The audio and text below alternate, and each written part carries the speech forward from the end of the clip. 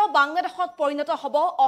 অসমক দ্বিতীয় বাংলাদেশত পৰিণত হ'বলৈ আৰু বেছি সময় নালাগে এই হুংকাৰ প্ৰদান কৰিছে মুখ্যমন্ত্ৰী ডক্টৰ হিমন্ত বিশ্ব শৰ্মাক এই হুংকাৰ প্ৰদান কৰিছে অসম সংখ্যালঘু সংগ্ৰাম পৰিষদে তেওঁলোকে কৈছে যে মুখ্যমন্ত্ৰীয়ে এটা বিশেষ জাতিক এটা বিশেষ ধৰ্মক টাৰ্গেট কৰি লৈছে আৰু উচ্ছেদৰ নামত হাৰাশাস্তি কৰা হৈছে সংখ্যালঘুসকলক উচ্ছেদৰ নামত হাৰাশাস্তি কৰা হৈছে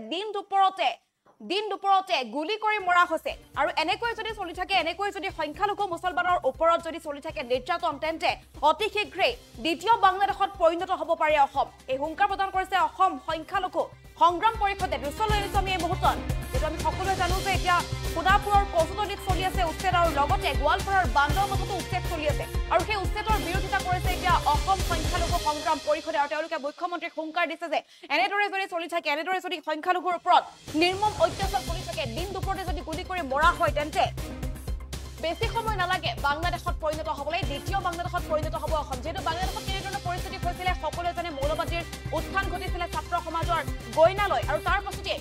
সংখ্যালঘু হিন্দুৰ ওপৰত বৰ্বৰ আক্ৰমণ চলিছিলে নিৰ্যাতন চলিছে আৰু সেই একেই পৰিৱেশ এতিয়া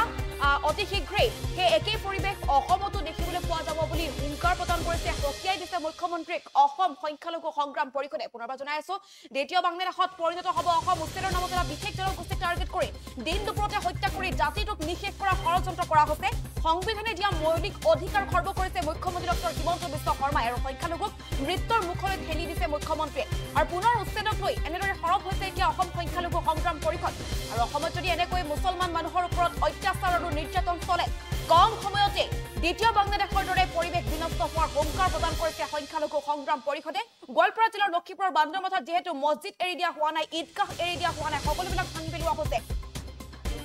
আৰু তাৰ পাছতে সোণাপুৰ কচুতলিতো দুদিন ধৰি উচ্ছেদ চলিছে তৃতীয় পৰ্যায়ৰ উচ্ছেদ চলিছে বহু লোকৰ শতাধিক লোকৰ ঘৰ দুৱাৰ ভাঙি দিয়া কাৰ্যক তীব্ৰ বিৰোধিতা কৰিছে অসম সংখ্যালঘু সংগ্ৰাম পৰিষদৰ নেতা আবু বকৰ ছিদ্দিকী আৰু পুনৰ সংস্থাপন অবিহনে উচ্ছেদ কৰা কাৰ্যক তীব্ৰ ভাষাৰে গৰিহণা জনাইছে আৰু অনাগত দিনত কোন কোন ঠাইত চৰকাৰে উচ্ছেদ চলাব তাৰ তালিকা বিচাৰিলে অসম সংখ্যালঘু সংগ্ৰাম পৰিষদৰ নেতাগৰাকীয়ে আৰু লগতে এটা কথা উল্লেখ কৰিছে যে চৰকাৰে উচ্ছেদৰ নামত লাখ লাখ টকা ব্যয় কৰিছে চৰকাৰী ৰাজকোষৰ ধন ব্যয় কৰিছে কিন্তু যদিহে চৰকাৰে আগতীয়াকৈ ভূমিহীন সেই লোকসকলক সংখ্যালঘু সেই লোকসকলক টাৰ্গেট নকৰি বা তেওঁলোকক নিৰ্যাতন নচলাই যদি আগতীয়াকৈ চৰকাৰে ভূমিহীন লোকক সংস্থাপন দিয়ে তেন্তে এটকাও খৰচ নকৰাকৈ চৰকাৰী ভূমি এৰি দিব বেদখলকাৰীয়ে যাৰ সম্পূৰ্ণ দায়িত্ব গ্ৰহণ কৰিব সংখ্যালঘু সংগ্ৰাম পৰিষদৰ লগতে অন্যান্য সংখ্যালঘু সংগঠনসমূহে কিন্তু এনেদৰে যদি সংখ্যালঘুৰ ওপৰত নিৰ্যাতন চলাই থাকে এনেদৰে যদি মৌলিক অধিকাৰ খৰ্ব কৰে মুখ্যমন্ত্ৰীয়ে তেন্তে বেছি সময় নালাগে দ্বিতীয় বাংলাদেশত পৰিণত হ'ব অসম এনেদৰে সকীয়াই দিছে অসম সংখ্যালঘু সংগ্ৰাম পৰিষদৰ নেতাগৰাকীয়ে কি ক'লে সেই ভাষ্য আমাৰ সৈতে আছে ভাষ্য আমি আগবঢ়াইছো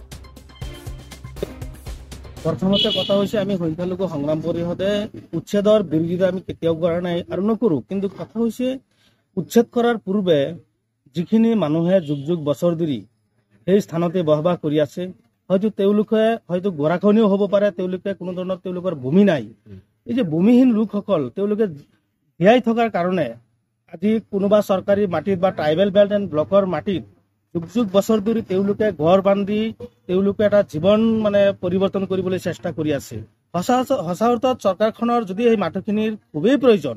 তেনেহ'লে চৰকাৰে লৈ যাক আমাৰ কোনো আপত্তি নাই আমাৰ এটাই আপত্তি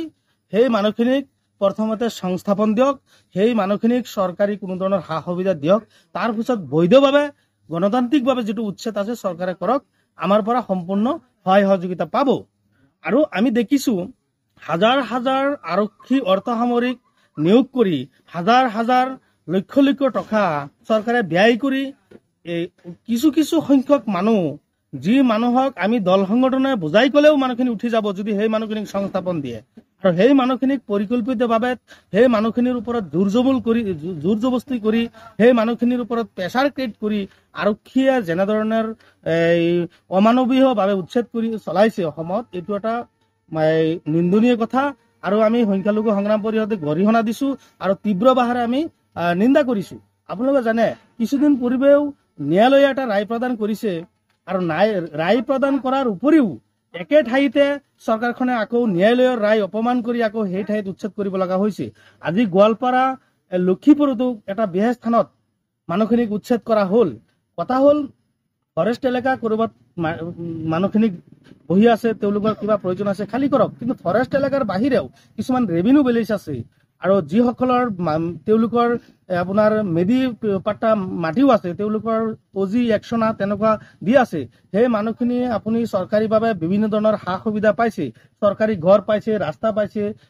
বিভিন্ন ধৰণৰ আঁচনি পোৱাৰ পিছতো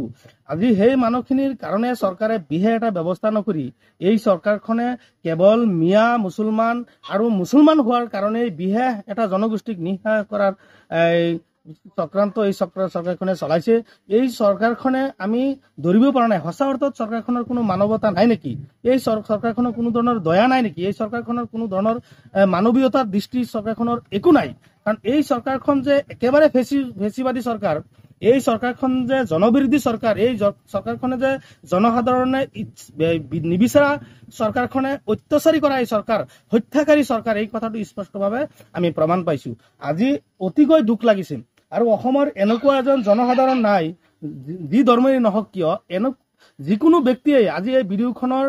কিছুমান দৃশ্য চালে সকলোৰে আপোনাৰ যিকোনো মানুহৰে চকুৰ পৰা চকুলো পানী ওলাব। আজি তেনেকুৱা পৰিৱেশত আমি দেখিছো মুখ্যমন্ত্ৰী ডাঙৰীয়াই আৰক্ষীৰ জৰিয়তে এই একেবাৰে শিশুসকল তেওঁলোকৰ কি অৱস্থা, এই পৰিয়ালৰ কি অৱস্থা আৰু কেনেধৰণৰ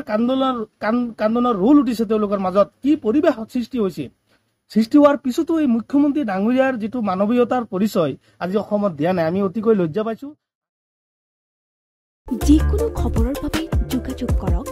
7099017330 অথবা 7099017390 নম্বৰত। যিকোনো খবৰৰ